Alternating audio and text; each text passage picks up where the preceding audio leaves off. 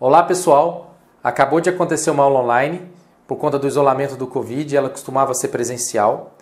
E aí eu gravei no Zoom.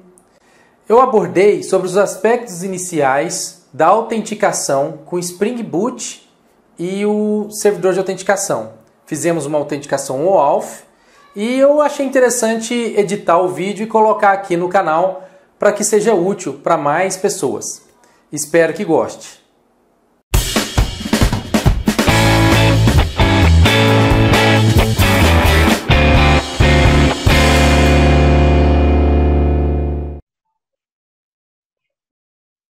Então, boa noite, pessoal. Nós vamos começar agora a nossa live. Eu vou explicar para vocês sobre como, subir um servidor de autenticação e, 2, configurar nossa aplicação para que o servidor de aplicação, o servidor da nossa aplicação, converse na questão da segurança com o nosso servidor de autenticação. Então, a primeira coisa que nós vamos fazer é subir um servidor de autenticação. O padrão de autenticação que nós vamos utilizar é o OAuth. Então, esse padrão eu vou explicar um pouco melhor daqui a pouco, depois que nós subirmos o nosso servidor de autenticação, e aí vocês vão entender na prática sobre ele. Eu não vou ficar explicando antes de subir o servidor, não. Bom, lá no nosso repositório, o GitLab lá, Senai FATESG 2020 ADS04, eu subi o server Auth. Auth Server, na verdade. Auth Server. Aí o Auth Server, ele é basicamente um servidor, um aplicativo, um serviço que eu criei que faz autenticação baseada no Spring Security. Na verdade, ele tem muito poucas classes, se você for analisar aqui, ele faz algumas poucas coisas aqui. Tem de hash, eu acho que ele tem um.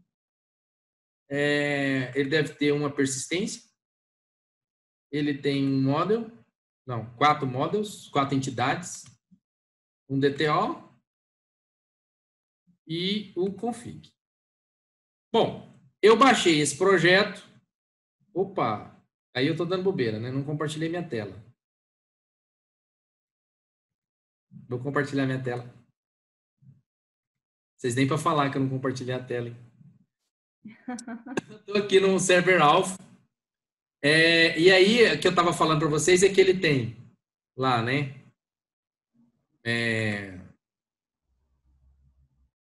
Um web service, né? Ele tem uma persistência, ele tem algumas classes de entidade, vocês vão ver como funciona, o DTO e o config. Aí, no meu Eclipse, né? Vamos pegar aqui o Eclipse. Aqui no meu Eclipse, o Auth ainda não está aqui, deixa eu importar ele. Eu procurei não fazer muita coisa para que vocês vissem quase que do zero a subida desse servidor, certo? Então, vou importar o servidor. Vou lá na minha pastinha, né, que eu já tenho projetos, e está lá Auth Server, que eu já havia baixado previamente, né, igual a Ana Maria Braga, eu deixei alguma coisa no forno aí. Agora eu vou baixar o meu projeto. Baixou o Auth Server. Agora ele está terminando de atualizar as dependências do Maven. Isso aí vocês já estão acostumados também. E está aqui o Auth Server baixado. Exclusivo cancelamentos, reclamações e informações. Para compras não reconhecidas. Aí o que acontece? Parada é essa? Isso aí um além. Aí o que acontece? Vocês lembram que existe esse arquivo aqui, o application properties, né? Aí nesse caso aqui, o application dele é o YML. Não se preocupe sobre isso. A diferença de um YML com properties é basicamente a forma de colocar as coisas. Tá? Então, se você precisa entender, se isso aqui fosse um properties, seria o seguinte. Em vez de ser server, port, servlet e context path, seria server.port igual 8082, server.context path igual a barra auth-server. Entenderam a diferença? No futuro, eu vou migrar os nossos properties todos para YML, sem problema algum. Thaleson, pode falar. Não, apertei sem querer, professor. Pode falar aí. Ah, não, beleza, beleza. Mas pode usar esse recurso, viu? Se vocês quiserem levantar a mãozinha, é de boa. É bonitinho. Beleza. Bom, vamos lá. Então tá aqui o servidor. Aí, neste caso em específico, vai uma dica. Do jeito que está aqui, ele vai conectar no localhost 5432, usuário Postgres 1026456, no banco de dados ALF. Certo? Eu posso mudar isso aqui, se eu quiser, mas eu posso também exportar isso para fora aqui do Properties, para que ele não mude este valor no commit. Entenderam? O que eu estou querendo falar? Eu posso copiar esse arquivo, jogar ele aqui para fora. Ele já tem um aqui fora. E aí, nesse de fora, eu posso mudar para o nosso banco, que é o ADS04, né? Só para confirmar o banco aqui. É o ADS04.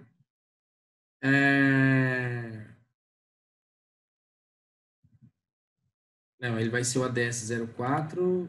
Isso. Exatamente. Isso, pode ser o ADS04. Então, ele vai conectar lá. Basicamente é isso. Aí, o que acontece? Tem uma falha aqui nesse commit, que eu comitei esse application YML aqui, que vocês estão vendo. Não devia.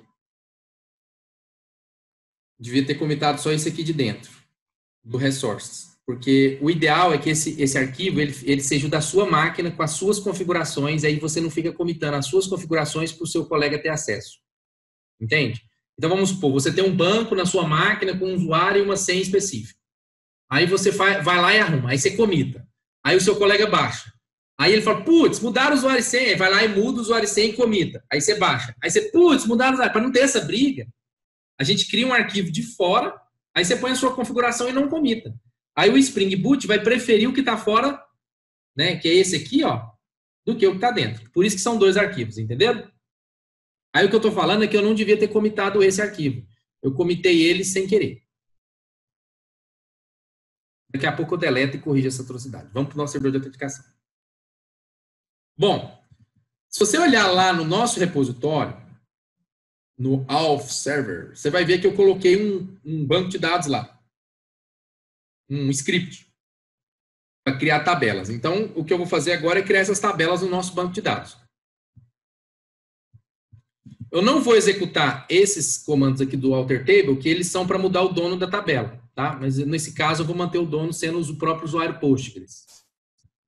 É porque eu uso esse mesmo servidor em produção. Então aqui vou criar... Opa! Aqui agora, assim. Agora eu vou criar o banco. Beleza, criei as tabelas. Se eu vier aqui, ó, refresh, as tabelas do Alf tá lá criada. Agora, eu vou criar o servidor run as a detalhe. Antes de fazer o run as, eu vou dizer que eu quero que ele suba na 8180. Por que 8180, professor? Porque se você olhar lá o tutorial que eu te passei, lá no Google Class, eu vou pedir para a nossa aplicação Aula 02 conectar no 8180. Então é melhor mudar lá do que mudar aqui. Tá? Só por causa disso. Bom, agora eu vou subir. Como é uma aplicação Spring Boot, eu vou subir por esse método aqui, ó, essa classe que vocês já estão acostumados.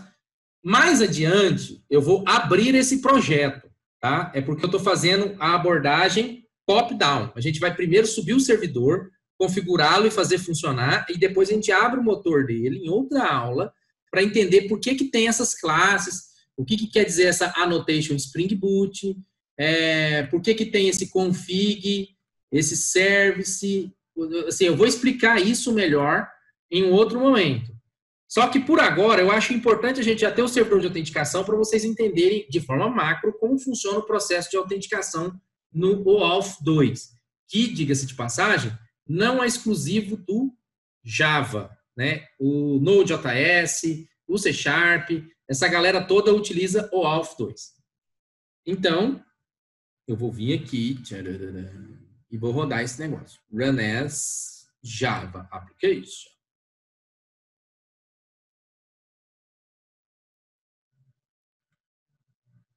Subiu. Graças a Deus. Aí, voltando lá para o GitLab, eu tenho aqui umas dicas de requisição de token, certo? E aí vamos requisitar agora um token para a nossa aplicação. Eu vou usar esse exemplo aqui, ó. Vocês já usaram CURL? Para quem nunca usou o CURL, aqui está o comando CURL que eu vou utilizar. O que é o CURL? Ele é um comando do Linux que você faz requisições get, post, put, delete, ou seja, através desse comando você requisita um servidor. É tipo um Insomnia. Então, eu vou fazer essa requisição aqui e depois vou fazer ela no Insomnia, certo? Mas a gente costuma fazer ela por aqui mesmo. Aqui eu vou mudar a porta para 8180. Pronto, mudei a porta. Ah, e tem uma coisa antes de executar isso, né? Eu subi o servidor, mas eu criei os usuários. Então, agora eu vou criar os usuários. Aqui nesse mesmo repositório que eu coloquei para vocês, eu tenho o exemplo de como cria o usuário. Então, primeiro eu vou criar o client details, que está aqui. Bom, aí você me pergunta assim, uma coisa legal da videoaula é que eu não preciso ficar dando aquele zoom escabroso, né? Aí você me fala assim, professor, como é que eu vou criar o usuário? Bom, mais para frente eu vou passar uma tarefa para vocês, criar uma tela para criar o usuário. Mas por agora, eu não vou fazer isso. Por agora eu vou fazer um insert no banco de dados com os usuários lá chapados, certo? Então a primeira tabela que eu vou inserir é essa, o Auth Client Details. Aí você fala assim, professor, por que é essa tabela? Porque o Spring Boot, ele já implementa o OAuth e o server. Entendeu? Aquelas tabelas que nós criamos, aquele script, tudo isso é seguindo a documentação do Spring Boot. Eu só estou seguindo a documentação do Spring Boot. Até agora eu não implementei nada. Então, select, asterisco, from, para vocês verem o esquema da tabela. Essa é a tabela. Então, para eu inserir um usuário, eu tenho que fazer um insert nessa tabela. Só que, além de usuário, eu tenho que inserir, então, o client, a gente chama de client credentials, e depois o user credentials. É tipo, um usuário e senha da aplicação e depois um usuário e senha do usuário. Por isso que são duas tabelas. Eu vou fazer um insert no OAuth Client Details e depois um insert no User Auth, que é essa daqui, ó. Ainda bem que está gravando, viu? Porque depois você pode assistir isso quantas vezes quiser. E eu estou tentando abrir isso aqui o máximo possível. E aí depois, obviamente, com as dúvidas de vocês, ainda deixar isso mais completo. Mas vamos continuar. O primeiro campo aqui é o Client ID, depois o Client Secret. O Client Secret, ele é justamente a senha. Só que não é uma boa prática eu escrever a senha no banco. Concorda? Já pensou se eu escrevo a senha no banco? Qual que é o problema? Vai o DBA lá, com a senha escrita no banco, e olha, putz, o Francisco colocou o amorzinho 45 na senha dele. Aí o que vai acontecer? Ele vai testar se amorzinho 45 é também minha senha do e-mail, se é minha senha do banco, entende?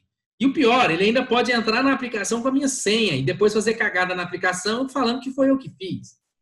Moral da história, não pode guardar senha no banco. Nós vamos guardar senha no formato hash.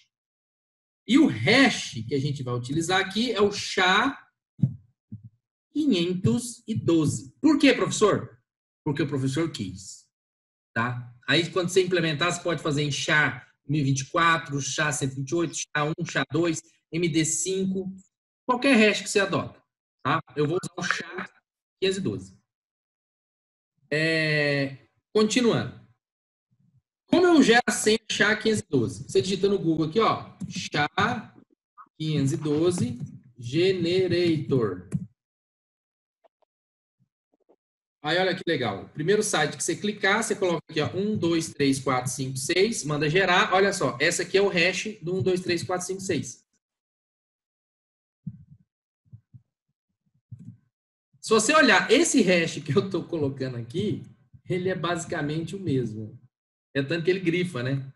Olha lá, viu? Quando eu coloco lá, ele é igual. Ou seja, então ficou claro que assim, esse aqui é 1, 2, 3, 4, 5, 6. Aí, com base nisso, é importante dizer que o hash, pessoal, olhando esse valor que vocês estão vendo aqui, ó, BA 3, 2, 5, 3, 8, sei lá, esse negócio aqui, matematicamente, é praticamente impossível retornar isso a 1, 2, 3, 4, 5, 6. Eu costumo dizer que o hash é como se fosse um liquidificador. Você bota lá maçã, laranja, mamão, banana, aí o hash é ligar o liquidificador. Depois você não volta as frutas de novo. Depois que bater no liquidificador, não volta as frutas de novo. Então, frutas iguais na quantidade igual vai gerar o gosto igual na vitamina. Mas a vitamina não consegue voltar para as frutas. É assim, então, que funciona o hash. O mesmo valor vai gerar o mesmo hash. Mas o hash não consegue voltar para o valor original. Certo? Se você tiver preguiça, falar assim, professor, estou morrendo de preguiça de ir lá na internet e procurar como é que faz o SHA-512, que esse aqui é o site, inclusive. Aí eu falo para você, velho, usa o banco de dados, você pode digitar isso aqui no banco de dados, ó. Então, se você digitar 1, 2, 3, 4, 5, 6, nessa função encode, digest e tal, o banco de dados vai falar assim, ó, você não pode usar a função. Como assim? Se você voltar lá no GitLab, você vai perceber que para usar essa função é necessário criar a APG Crypto, que é uma função do banco de dados Postgres para justamente utilizar criptografia e hash. Então, aqui, ó, criei a APG Crypto e aí agora eu consigo fazer o hash. Então, o Postgres gera esse hash para mim e se eu olhar aqui, ó, comparar esse com esse, é o mesmo. Então, você tem duas escolhas. Ir lá na internet, gerar o hash, botar o hash aqui, ou colocar o select que gera o hash já com o parâmetro do insert do select, do insert que você vai fazer no banco de dados. Obviamente, eu vou usar esta forma. Então, eu vou vir aqui, pegar esse select maroto que eu criei, vou vir aqui, tirar essa senha estranha, grande, e vou jogar isso aqui.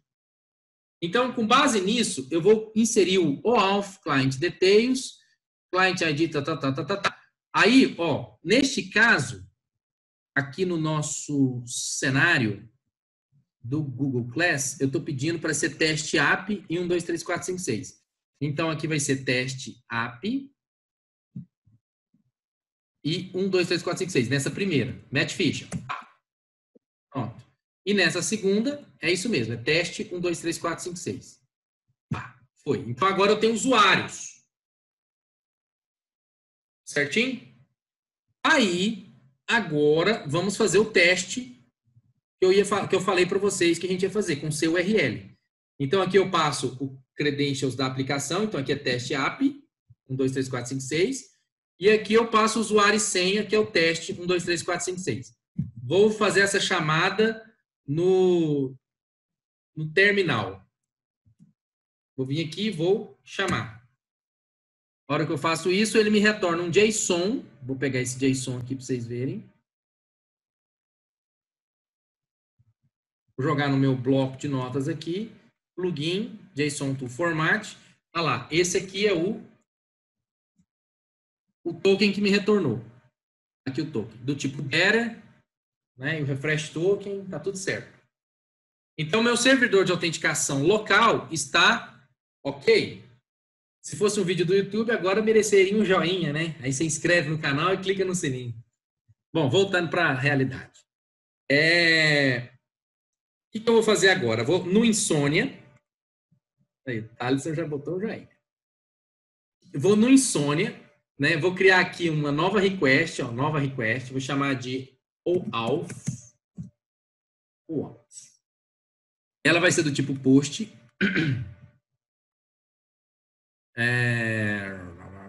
Cadê você? Tá aqui mesmo.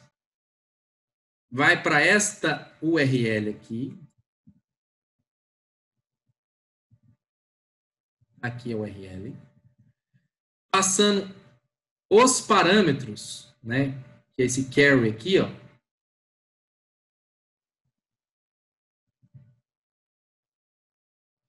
grant type, password, username,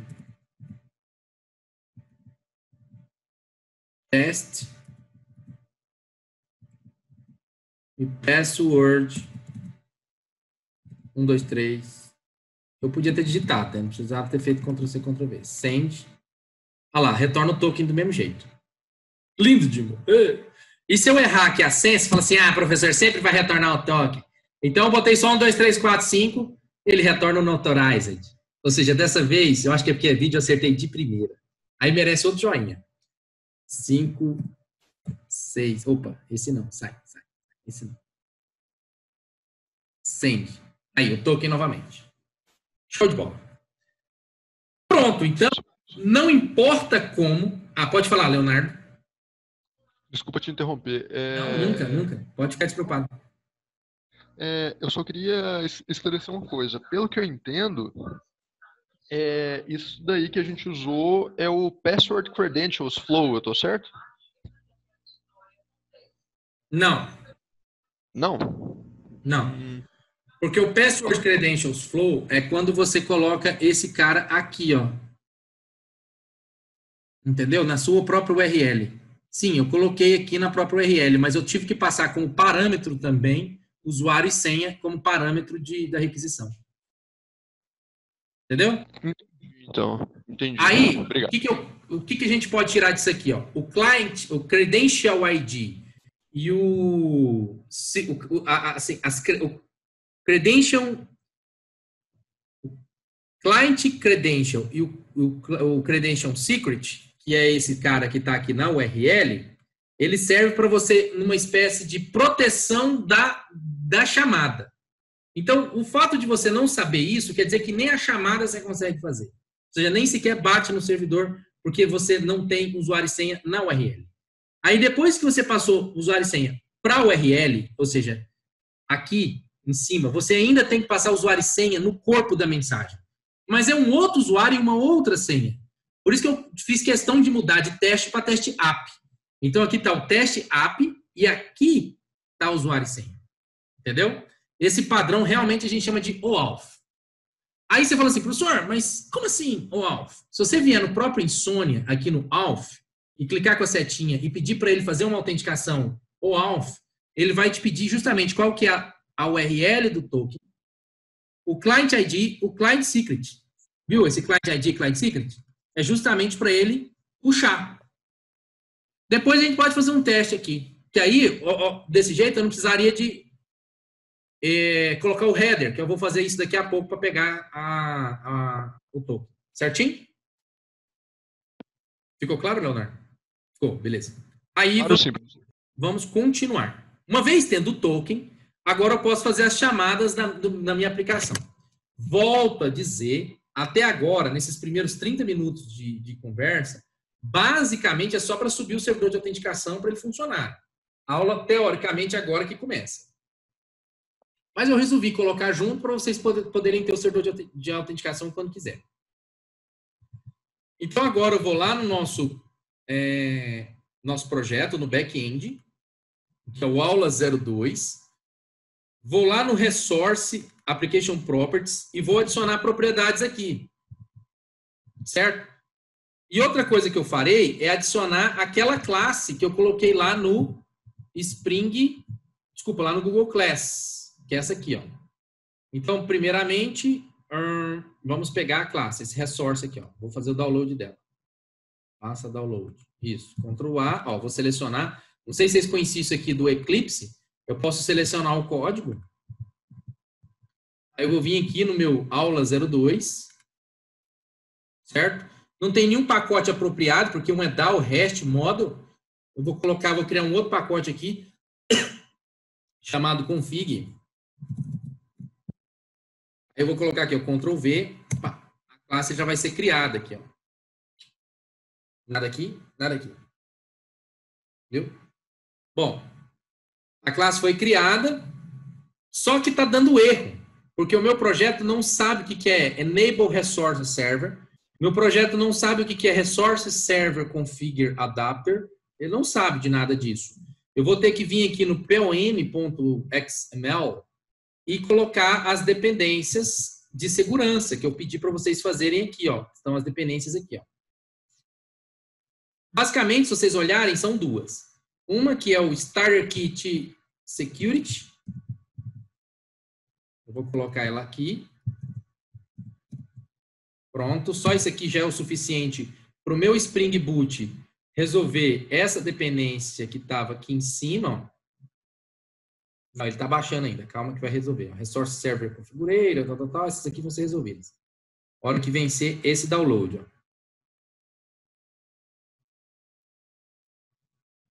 Enquanto está vencendo o download, eu vou pegar e colocar outra dependência. Vocês podem colocar elas de uma vez, viu? Eu estou colocando elas uma por uma para vocês verem os efeitos. Mas se eu estivesse fazendo isso aqui sozinho, sem ninguém me vendo, eu ia pegar isso aqui, Ctrl+C, Ctrl+V, salvar e pronto. Inclusive, eu não vou fazer o Ctrl+V agora, porque eu quero que vocês vejam o efeito da primeira, que é justamente a resolução de alguns elementos aqui. Pronto. Agora eu vou colocar a segunda. Que é essa do Wolf. Agora ele está baixando, de novo, como uns codec, tal, mais dependências. O fato de eu ter colocado uma dependência... Pode falar? Pode falar, Thaleson? Alô?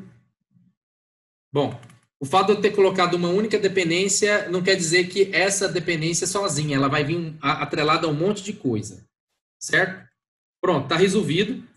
Aí observe que tem esses parâmetros aqui, ó. Eu vou mexer neles, porque os parâmetros que eu estou pedindo para vocês colocarem é esse aqui, ó, aula 04, access token, tal. Então, esse parâmetro vai ficar aqui, ó. Aí você fala assim, professor, o que quer dizer esse parâmetro?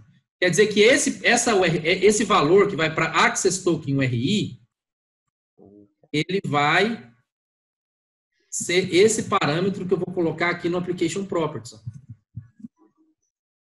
Então, em vez de eu deixar esse valor fixo aqui, assim, ó, e depois, se isso mudar em algum momento, eu ter que refazer o build da aplicação, eu vou deixar esse valor aqui no meu no Application Properties, e vou referenciá-lo aqui através desse value. A mesma coisa esse aqui, ó. Vou fazer também. Esse auth client ID.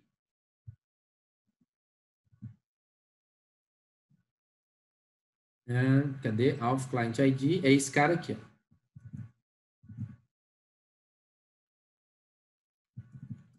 Tá claro que eu copiei essa classe de outro projeto, né, gente? Nem mexi. Tô mexendo nela agora. Aí esse cara também, client secret. Aqui, ó.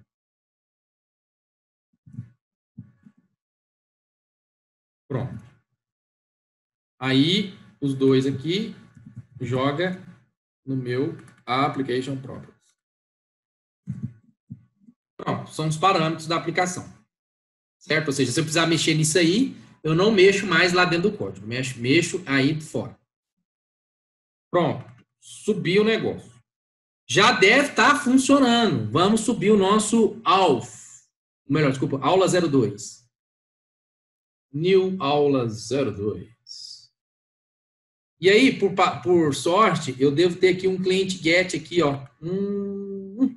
Lá dos tempos bons, lembra? Os velhos tempos, quando a gente criava o web service, maroto.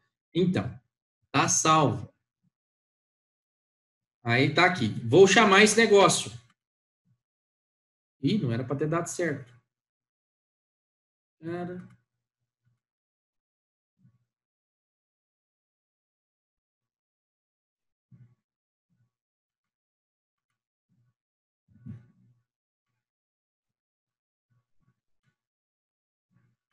Ah, foi mal. Essa foi paia. Eu tenho que, é porque assim, depois eu vou explicar por que aqui tá /rest. né? Eu vou tirar esse barra hash daqui, ó. Tira. Mas depois eu vou pôr de novo. Eu vou explicar depois, mais tarde, sobre esse assunto. Mas o depois, quando eu for pôr de novo, não vai ser hoje, tá? Prepare que não vai ser hoje. Eu vou esperar dar um outro problema, que vai ser quando a gente juntar isso com o Angular. Aí sim é que eu vou pôr. Por enquanto, eu vou deixar assim. Agora vai dar certo. Ah, detalhe. O que isso aqui quer dizer? Quer dizer que tudo que for barra asterisco é para ele verificar se tem o escopo do OAuth lá. Por isso que eu respondi para o Leonardo que isso não era uma plain URL Authentication. Porque, no fundo, o que eu fiz lá foi só pegar um token. Agora, eu tenho que verificar, o que essa aplicação vai fazer é verificar se esse token existe na requisição. Para tudo que for barra, asterisco, asterisco, barra, asterisco, então, tudo que for vai ser verificado, exceto estas exceções que eu coloquei aqui, ó. Tá? Eu coloquei exceções do Swagger, coloquei exceções do login, coloquei exceções. Que eu vou explicar depois mais adiante, certo? Inclusive, se vocês quiserem, se vocês falarem assim, ah, professor, eu não quero saber dessas exceções, por enquanto a gente pode simplesmente limar as exceções daqui do planeta Terra. Mais para frente eu volto a falar das exceções e devolvo o código para vocês. Ainda bem que a gente está gravando, porque aí depois vocês vão poder lembrar que essas exceções, na verdade, eram legais de estar aí. Agora vamos rodar o código de novo. Subiu. Agora tem que dar um erro de autenticação aqui, ó. Send isso. Não estou autorizado. Não posso acessar esse recurso. Como eu acesso, então? Eu faço assim, ó, header. Agora eu vou colocar o authorization Opa, aqui está o content type, gente, desculpa. É outro header. Authorization. E aqui eu coloco bearer, que é o type do token. Aqui, ó, o type do token é bearer. E aí eu coloco o token. Tem um espaço, vocês não estão vendo, mas tem um espaço entre bearer e token, tá? Aí você faz a chamada e com um passe de mágica lindo de morrer, ele deixa funcionar. Certo? Se eu quiser saber qual que é o usuário que tem esse token, é possível. Basta lá no Web Service. Vamos lá. Web Service. Então, eu vou pegar, eu estou fazendo do client, né? Client. Aí eu venho aqui no do cliente, eu estou fazendo get, né? Eu posso colocar um parâmetro aqui chamado principal. E aí é só fazer sysó principal.getName, vai vir um URL. Obviamente eu vou mandar printar aqui no console, porque eu não tenho nada que fazer com esse principal agora. Mas daqui a pouco, por exemplo, eu posso criar uma aplicação multi-tenant. Ou seja, eu posso ter os clientes que podem ser acessados apenas pelo meu usuário. É só, basta eu colocar, em vez de find all, aqui é um find by usuário. Entende? Aí eu já pego o usuário, ou seja, o usuário nem vem como parâmetro, perceberam? Eu não preciso nem dizer qual é o usuário aqui, ó. Eu só passo o token. O usuário está no meio do token, entendeu? Vou explicar melhor sobre como que esse usuário está no meio do token daqui a pouco. Então, vamos lá. Deixa eu só ver aqui um assunto. Tem coisa aqui. O auth server. Nossa, eu desliguei o auth server, desculpa. O auth server não podia ser desligado. Auth server. Mantenha o auth server funcionando. Subiu o auth server. Agora vamos subir o client. São dois servidores, viu? Eu tenho um servidor de autenticação e um servidor que é o da aplicação. Ó, send. Observe que ele printou lá o nome do usuário. Teste. Lindo. Aí você fala assim, vamos criar outro usuário, professor? Vamos. Então, vamos lá. Eu não vou criar outro usuário de aplicação. O usuário de aplicação costuma ser só um. Eu vou criar outro usuário, gente. Então, esse aqui vai ser o teste. O outro vai ser a Maria. Mesma senha. Maria, inseriu. E aí, lá no seu URL, eu vou fazer a chamada da Maria. Então, eu tenho que vir aqui. No lugar de teste, eu vou pôr Maria. Enter. Então, esse aqui é o token da Maria. Token da Maria. Então, esse aqui é o token da Maria. Vou lá, plugins, JSON to format. O primeiro token é o do José, o segundo é o da Maria. Então, vou passar o token da Maria agora. Joga aqui. É outro token. Ó, vou dar uma minimizada aqui, fazer igual o Jack Bauer. Não sei se vocês são da época do 24 horas. Então, eu coloco aqui, ó. Aqui é uma câmera mostrando ele lá. Né? Tem um foco no Jack Bauer. E tem uma outra câmera aqui que vai ficar vendo o console do Eclipse. Então, a hora que eu clicar Send, ele vai devolver, mas ele vai escrever aqui embaixo Maria. Senão eu estou errado. Escrever diferente. Nossa, escreveu Maria. Graças a Deus. Então, é isso. Eu não passo o usuário diretamente. Eu passo simplesmente o token. Aí você fala assim, professor, então aqui, nessas letras, existe aí Maria encriptado? Não. A Maria está lá no servidor de autenticação. Como é que isso funciona? Vou criar, ó, primeiramente, para você ver a inteligência disso, eu vou vir aqui e vou parar o servidor de autenticação. O servidor de autenticação não está funcionando. Vamos supor que ele saiu fora do ar. E aí eu vou criar mais um usuário agora. Vai ser o João. João. Ah, não, desculpa. Vou pôr o servidor de autenticação para funcionar. Eu parei ele antes da hora. Meu exemplo precisa dele funcionar. Aí, ó, o João. Ó, agora eu vou pegar o token do João. Vou lá, vou escrever João aqui. João. Então, pegou aqui o token do João. Agora eu tenho 3 tokens.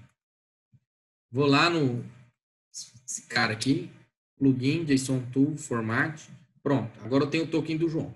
Agora eu vou parar o servidor de autenticação. Parei. Agora eu vou passar o token do João. Ó, minha aplicação nunca autenticou pelo token do João. Então, essa aplicação aqui que eu estou usando, o cliente, ela não sabe que token é esse aqui, ó. Ela não sabe. A hora que eu mandar um send, a prova de que, na verdade, ela não sabe vai ser dada quando ela dá um erro aqui agora. Ó, deu pau. E aqui, ó, na minha aplicação, se eu ver o log, ele fala para mim claramente o quê? Que ele tentou acessar o localhost 8180 auth server, check token, para checar o token lá no servidor de autenticação, mas o servidor de autenticação não estava funcionando. Agora eu vou subir o servidor de autenticação de novo, auth server. Espera ele subir, né? Subiu. Agora eu vou tentar de novo, ó, send. Funcionou. Então, a evidência que vocês têm aí é que, na verdade, a minha aplicação, a aula 02, ela não conhece o token, ela não conhece o usuário, ela não sabe quem é Maria, ela não sabe quem é João. Todo token que vai ter, passa por ela, ela vai lá no servidor de autenticação e fala, esse token está válido? Esse token está válido? Esse token está válido? Entendeu? Ela faz isso toda vez. Então, com base nisso, eu tenho uma aplicação descentralizada de autenticação da autenticação comum. Bom, então a gente fez a autenticação, agora deixa eu fazer um esquema aqui. Vou parar de compartilhar, stop share. E vou compartilhar agora um quadro em branco. Então, basicamente, o que vocês viram foi o seguinte. Eu tenho a minha aplicação, eu tenho o browser, ou Insônia, e eu tenho a aplicação de autenticação. Para vocês não esquecerem do que é que eu tenho, eu vou vir aqui e escrever o que eu tenho. Text. Então, eu tenho aqui aula 02. Opa, escrevi azul no azul, né? Professor, foda, né? Pronto. Aula 02. Esse laranjado também não tá legal. O povo branco. Aula 02.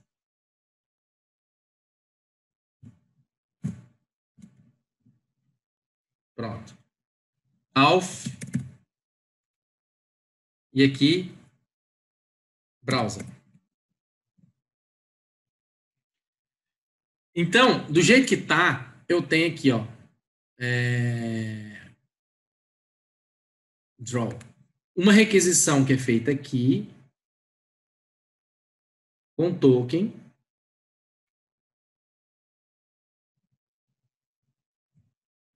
Não, agora é branco no branco. Né? Vou falar. Né? Tem muito que aprender, né, gente? Aqui. Com token. Ponto. Exemplo. Vou passar um token lá só para vocês verem. Pronto. Eu faço a requisição. Aí ele vai vir aqui, ó.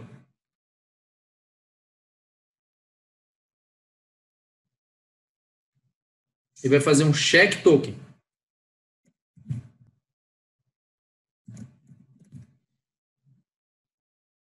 Aí só depois que ele faz o check token é que ele devolve a requisição. Então a ordem de execução disso aqui foi 1. Depois ele executou isso aqui, ó, 2. Depois ele executou isso aqui, 3. 1, 2, 3. Assim o nosso servidor de autenticação está funcionando. É claro que eu só testei com cliente, mas nada me impediria, por exemplo, de testar com produto. Por exemplo, a gente também tem um web service de produto. Dá na mesma. Produto também retorna. Se eu colocar aqui produto /2, não tem. Produto 2 não existe. Produto 28. Isso. Também. Professor, estamos vendo só o quadro branco. A gente não está vendo a sua tela, não, se você estiver mexendo nela. Ah, eu tô. Ainda bem que existem pessoas como você que fica me lembrando das minhas asneiras. Sempre que possível, professor. Obrigado. Agora eu vou compartilhar. Nossa, tá um tanto de gente. Volta, obrigado. O que eu estava fazendo era isso aqui, ó. Tava no cliente, send, agora tá no produto. Produto, send. Então, o meu web service agora, ele... Independente do que eu colocar lá agora, se é cliente, se é produto, se é um novo web service, se é aluno, se é, sei lá, motorista do Uber, igual tem uma aplicação aí que é para isso, independente do que eu criar, eu vou ter que passar o token. Não tem mais como acessar essa aplicação sem token. Bom, assim eu encerro essa primeira etapa em relação ao token. Vou passar agora a atividade para vocês fazerem. O próximo assunto é como que eu passo esse token lá da aplicação para o web service. Porque, no fundo, como eu digo para vocês, a gente está usando a partir do Insônia. A gente está usando a partir do browser. A mãe da gente, as pessoas com menos conhecimento em programação, não vai acessar por aí. Vai acessar por uma telinha. E se eu hoje for lá no Angular e pedir para chamar essa telinha, vai dar um erro 401, que é o erro que dá se eu não passar o token. Olha só, vou não passar o token. Desabilita. Ó, volta a dar um erro de autorização. E o código do erro é o 401, conforme vocês podem ver aqui. Ó. Ou seja, erro 401 quer dizer não autorizado. Então, para que eu consiga estar autorizado, eu preciso agora de passar esse token. Então, próxima coisa que a gente tem que fazer é fazer esse token ir pelo, pelo angular. Alguém tem alguma dúvida? Alguém ficou com alguma dúvida sobre isso? Professor, se tiver um espacinho, eu queria só questionar mais alguma coisa a respeito daqueles fluxos que eu tinha questionado mais cedo, mas é só porque eu viajo muito nesse negócio, eu tenho dificuldade de entender mesmo. Pode falar. Pelo que eu vi aqui, o fluxo que a gente seguiu foi o nosso Resource Owner passa as credenciais do nosso client, né? O usuário passa o usuário e senha dele. Isso. Esse usuário e senha do Resource Owner vão junto com, eu vou chamar de usuário e senha do nosso client, da nossa aplicação client. Isso. Essa combinação dessas duas autorizações é validada no Authorization Server, que me devolve, se tiver tudo certo, claro, o meu Access Token, certo? Isso. Eu sei que existem outros fluxos em que não é necessário que o Resource Owner, que o meu usuário da aplicação, passe usuário e senha. Me fala um exemplo. Por exemplo, eu estou usando um aplicativo no meu celular, não sei,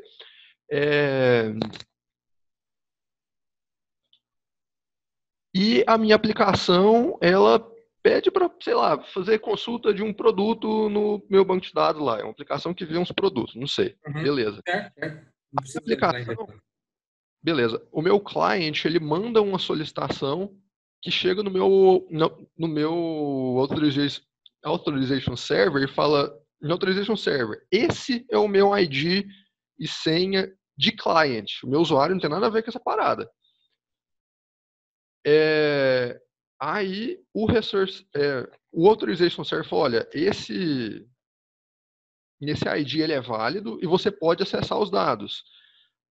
Aí, para que eu acesse os dados de produto, por exemplo, desse produto, chega uma resposta para o meu Resource Owner e falou, você autoriza esse client a consultar informações? Se o Resource Owner permitir, aí a minha aplicação acessa o banco de dados. É tipo fazer login com Facebook. Você está falando do login com Facebook, é isso? Isso. Agora que eu fui pensar nessa parada, depois de falar 10 minutos.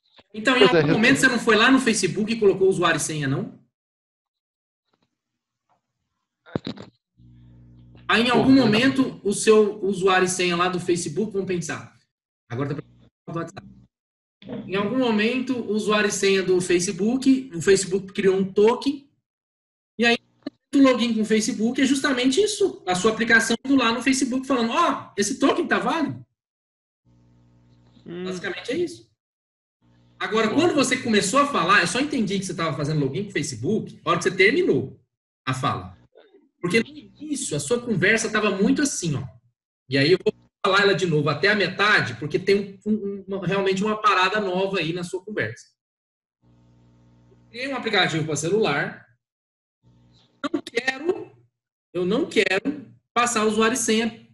Por exemplo, WhatsApp. Qual que é o seu usuário e senha do WhatsApp? Ninguém sabe. Eu não sei mesmo. Mas com certeza o WhatsApp tem um usuário e senha para mim. Como é que a hora que bater no request dele lá, ele sabe que eu sou eu? Né? Então ele tem. Então você pode, antes de pedir usuário e senha, fazer um esquema de manda um SMS, valida sei lá, de um jeito aí. Aí você cria o usuário e senha e guarda. Continua, Leonardo, sendo usuário e senha. Seu usuário que digitou, a aplicação que guardou e parametrizou, continua sendo usuário e senha. O que eu sofro muito, eu vou até compartilhar minha tela aqui, professor, dá licença. À vontade. Porque eu já estava tentando dar uma lida a respeito desse processo de autorização e do Authorization Server, o Auth, e o Spring Security, todas essas 1 milhão de coisas que tem. E eu vi muita coisa falando sobre os fluxos de autorização. Tem vários. Pois é, tem diversos. E a minha dúvida inicial foi a gente está usando o password credentials, que é esse daqui que está na minha tela, que, no caso, o meu dono do recurso manda as credenciais dele, e o meu client manda as credenciais do meu resource owner e do meu client, que aí gera um token, e todo esse processo que a gente está vendo desenhado aqui.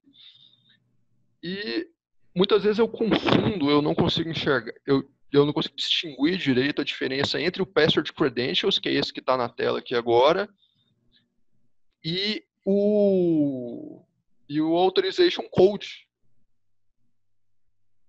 que é esse que eu mudei aqui agora, que no caso é a minha aplicação que inicia fazendo uma requisição e depois tem um envolvimento do Resource Owner, que é gerado um Authorization Code, enfim. Foi só uma tentativa da minha parte de entender como é que eu vou distinguir esses dois.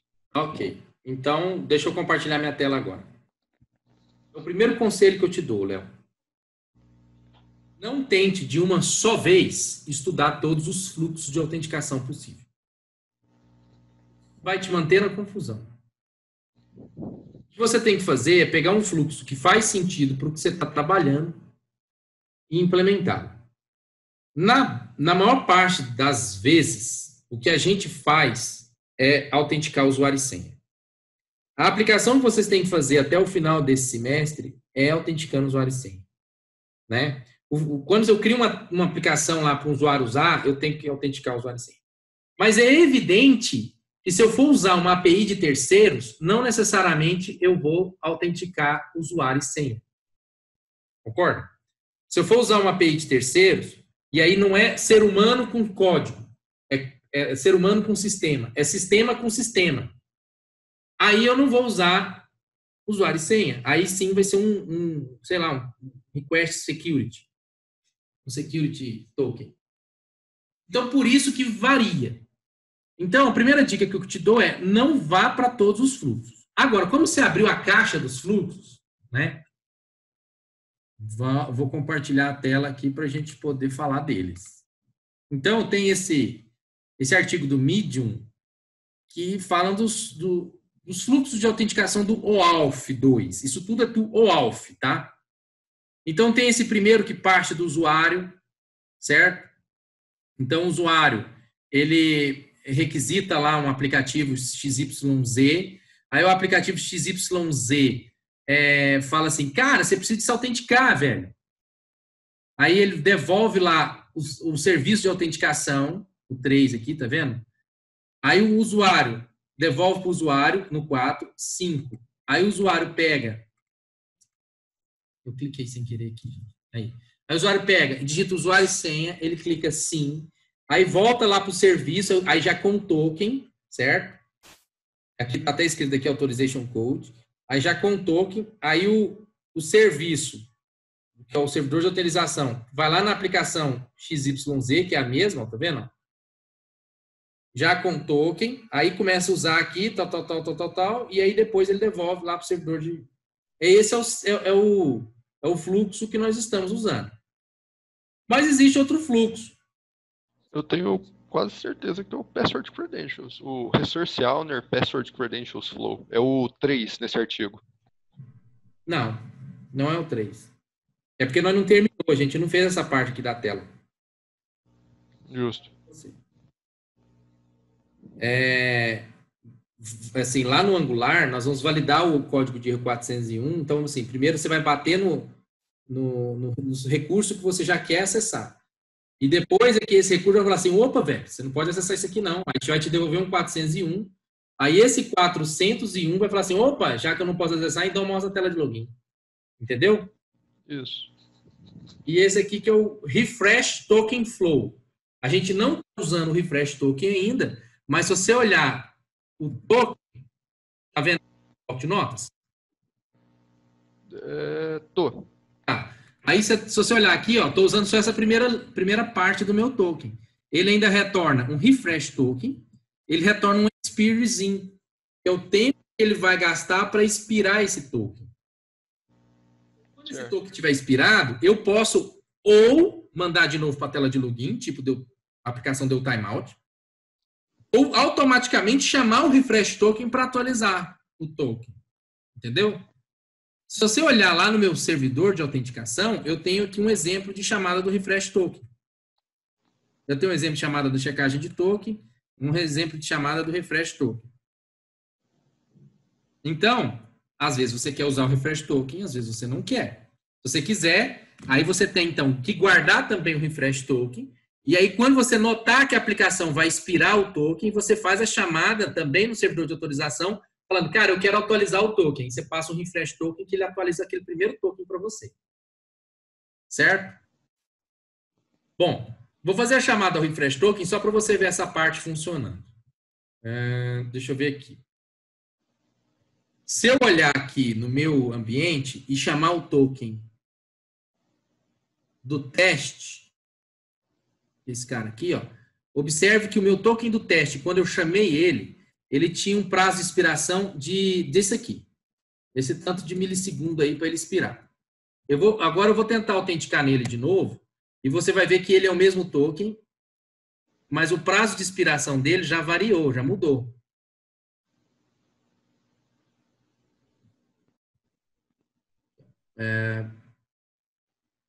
Plugins, JSON Tool, JSON Format.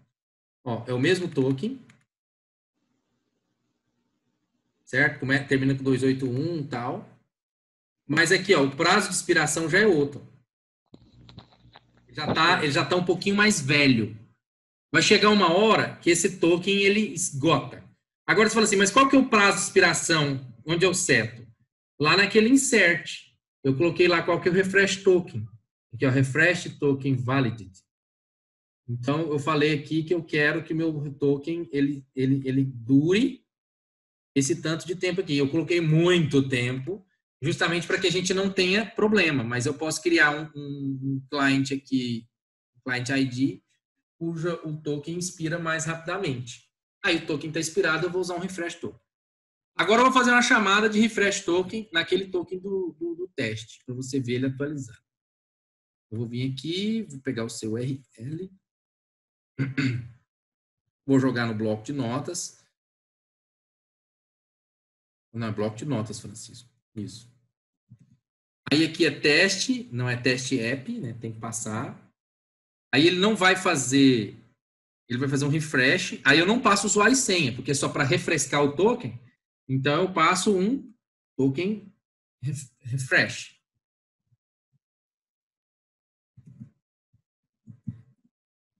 Aí eu venho aqui e chamo. Pronto. Na teoria deve ter refrescado o token. Ou meu aplicação está fora do ar. Ah, está fora do ar, foi mal. Não é 80, 82, né? Lembra que eu mudei, né? 81, 80. Isso está demorando. Enter. Ó, na teoria, ele refrescou o token. Então, ó, ele mudou o token. Agora eu tenho um token que dura mais tempo, mas a partir do mesmo refresh token. Então, eu posso fazer isso também se eu quiser. Que é esse padrão que está aqui no Medium.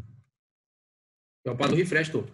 Então, resumindo, o padrão que você vai usar do fluxo de autenticação é em função do que você quer, do que faz sentido para a sua aplicação.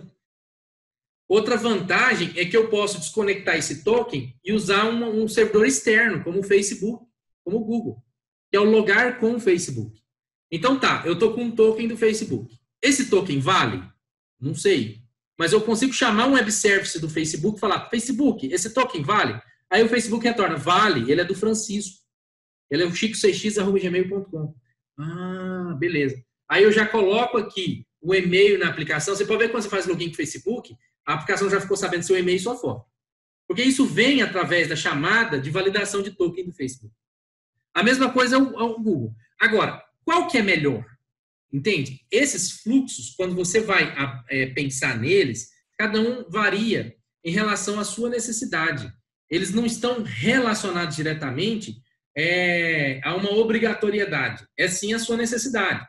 Por exemplo, você pode querer fazer um servidor de autenticação para outras pessoas autenticarem, como de uma outra forma, você pode simplesmente fazer uma tela de login para que o seu usuário possa logar.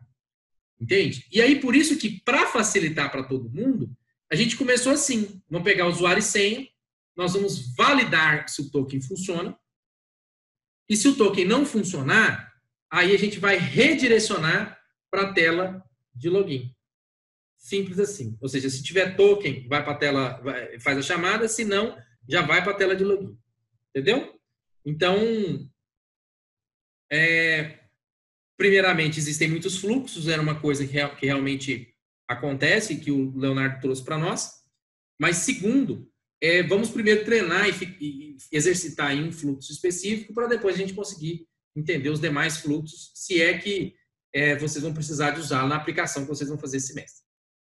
Inicialmente, tá bacana, evidentemente que eu tô só começando a mexer com esses negócios e com o tempo vão aparecer inúmeras outras dúvidas, mas por esse momento tá ótimo. Agora, abrindo meu coração para você, tá? Agora eu vou abrir meu coração. Quando eu vi o off, não foi o 2, foi o 1 pela primeira vez, cara, eu dei pra entender. Porque eu tô acostumado lá com login e senha validando no banco direto, né? Aí, de repente, tem um tal que chama token, desce token, valida token, passa token, pega token. No final, meu Deus, tô perdido.